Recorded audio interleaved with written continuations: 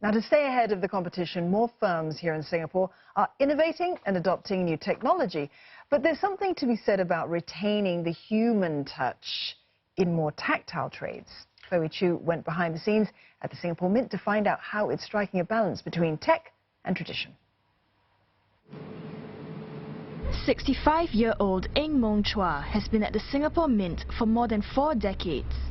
He's one of 2 senior engravers tasked with grooming the next generation of junior craftsmen. Mr. Eng has witnessed many changes to the engraving and minting processes over the years. Despite these advancements, he says he's never been worried that robots might replace him. Instead, it's quite the opposite.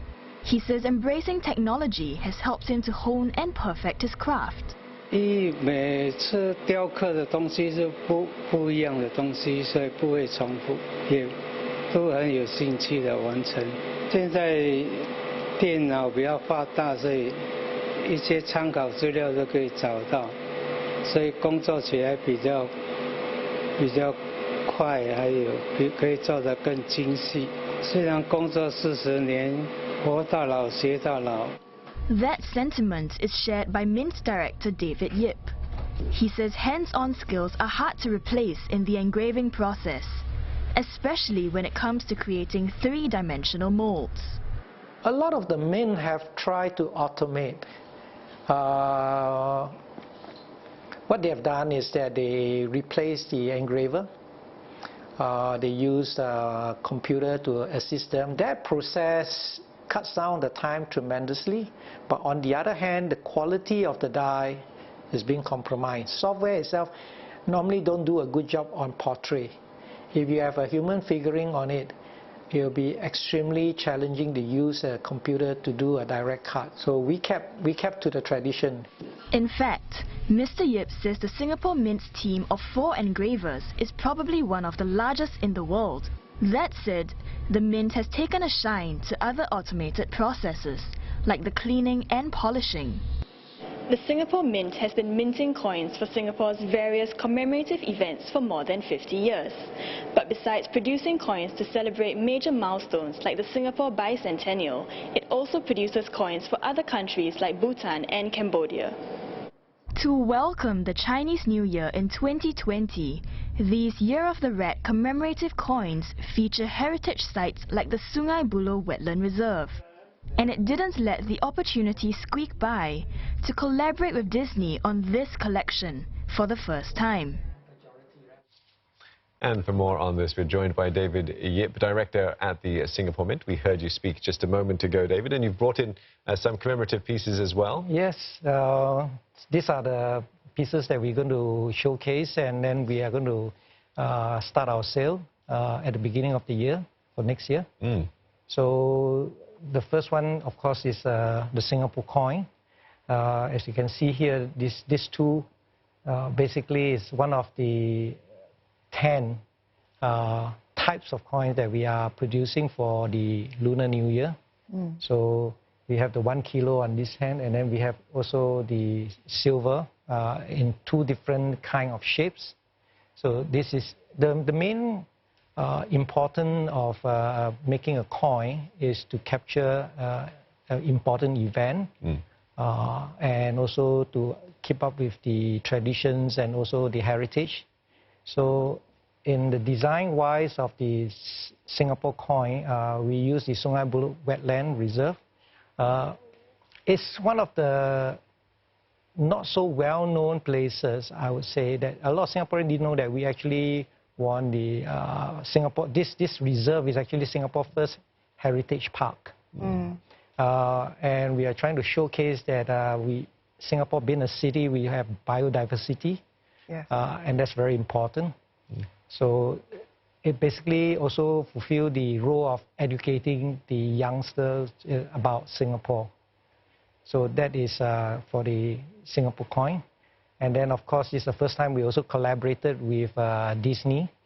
And we have produced some medals using Mickey Mouse and, of course, Minnie So we have that, and that is actually right in front. Yeah, the small ones down at the front, and that's also I suppose, in conjunction with the year of the rat that is coming up as well. Yes, of course. It's very appropriate, and we try to make it very affordable. So it comes in silver, and it also comes in base metal gold-plated.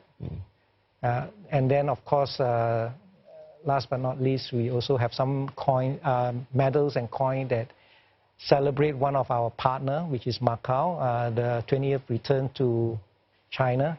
So very symbolic to the Macau people is actually the lotus flower. So we have that in the lotus flower shape, and also in a so-called gold-plated medallion, whereby it's actually not gold-plated. It's a very unique printing technique that look like gold plating. Does it save on cost, or it's just it's just technology? Technology, yes. Right. So can you give us some indication of what goes into a design, and what considerations are made, when you're sort of setting everything out? Well, most important before we start is to look at the theme. It has to be something interesting, something that people would like to keep. Of course, if it's a significant event in history, we want to capture it, because the function of a coin is not just as what it is today. Imagine how we learn history. We dig out something 1,000 years ago, and if it's a coin, we can learn something about it. So I always tell my craftsmen, we have to pay, extra effort in making coins and medals, because we wouldn't know what happened 1,000 years from now. Someone might be digging it up, and then, well, this is a significant event. So event is very important. Yes. Of course, for collectible coins, we also have to pay attention to basically two aspects, and that is the craftsmanship. You have to make sure that it's very high quality. But more importantly, after they buy the coin, in order to preserve the value, we have to take care of the preservation of the quality of the coin. Like silver, it tends to oxidize. So we have proprietary technology to prevent oxidation. We are probably the only one in the world who basically do ultrasonic seal, so it's airtight. Right. You can't open the capsule. That is to give them an extra protection on the coin.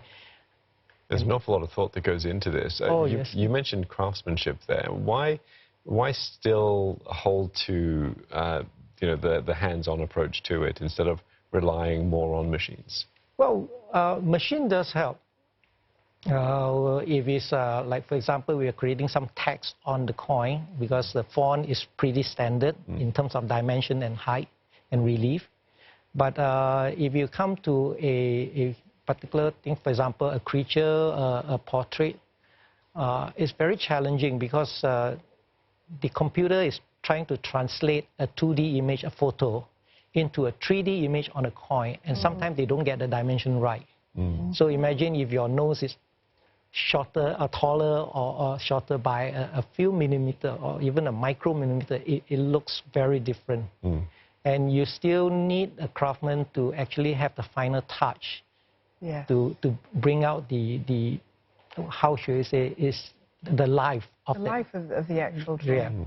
Yeah, because the designs can be very, very sort of intricate, can't they? My father used to collect coins, and I used to get into a lot of trouble by taking those collected coins and putting them under a piece of paper, getting a pencil, and then getting I had a lot of joy doing that.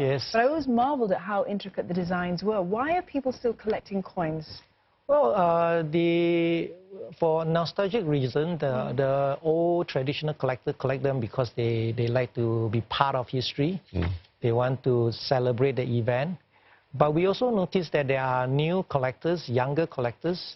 They are more interested in the investment value of the coin.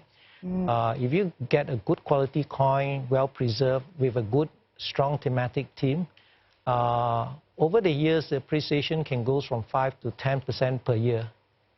So it's actually a pretty good investment. Time for us to get involved in coin collecting, I think, Steve. You dig out your dad's old coin. Exactly. David, thank you very much for coming into the studios and sharing that with us. Very interesting. Thank you. We appreciate your visit here. We've been speaking there to David Ling, Yip, sorry, he's director at the Singapore Mint.